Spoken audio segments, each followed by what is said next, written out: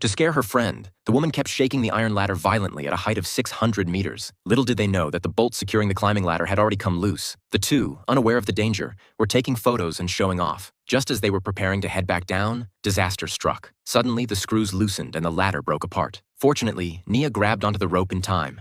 Otherwise, Mayna would have already fallen to her death. Through their relentless efforts, Mayna finally climbed safely to the top of the tower. All the ladders on the high tower had completely fallen away. The only foothold remaining was a small platform at the top of the tower. Worse still, their cell phone couldn't get any signal at such a high altitude. Without a phone to call for help, they were instantly thrown into panic. Then Mayna suddenly realized there was signal at the bottom of the tower. Why not just throw the phone down? That way the message could be sent out. So Nia took off her shoe, then stuffed the phone inside it. To protect the phone, she even tore off her underwear as padding, then threw the shoe down from the great height. This was the only way they could call for help. Nia watched through binoculars as the shoe plummeted to the ground. She had no idea whether the phone inside could send out a distress signal. Just when both were in despair, Mayna suddenly spotted a person at the bottom of the tower. The two immediately began shouting desperately for help, but because their position was far too high, the man below couldn't hear their cries for help. Seeing the man about to leave, Mayna anxiously took off her shoe and threw it down. But the falling shoe didn't catch the man's attention. Helplessly, Mayna had to throw down her last remaining shoe. This time, she was lucky. It hit a nearby iron frame. The dog that heard the sound came running over,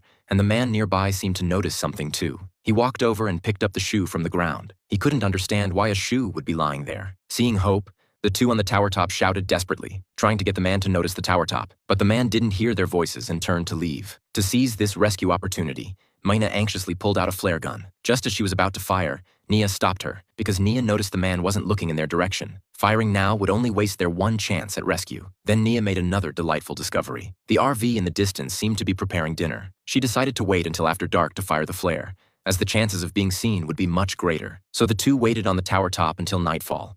Mayna quickly pulled out the flare gun and fired it. The flare immediately caught the man's attention. Nia waved her phone at the tower top, and the men also spotted the two girls on the tower. The two cheered. They were finally saved. Unexpectedly, the man used a crowbar to break their car window. Seeing this scene, Nia was furious. However, the man actually drove their car away directly. The two on the tower top were completely in despair. Even worse, they had lost any chance of rescue. Soon, it was the next day. They still hadn't waited for rescue, which meant yesterday's phone had been smashed and hadn't sent out the distress message. But continuing like this, they would eventually die of thirst up there. So Nia suggested going down to get the backpack. As long as the rope was long enough to reach near the backpack, Nia was confident she could bring it up. After securing the rope, Nia began descending toward the bottom of the tower. Soon she reached the vicinity of the backpack, but she was still several meters away from it. No matter how hard she tried, she just couldn't reach the backpack. At this moment, Nia made a crazy decision. She actually untied the safety rope.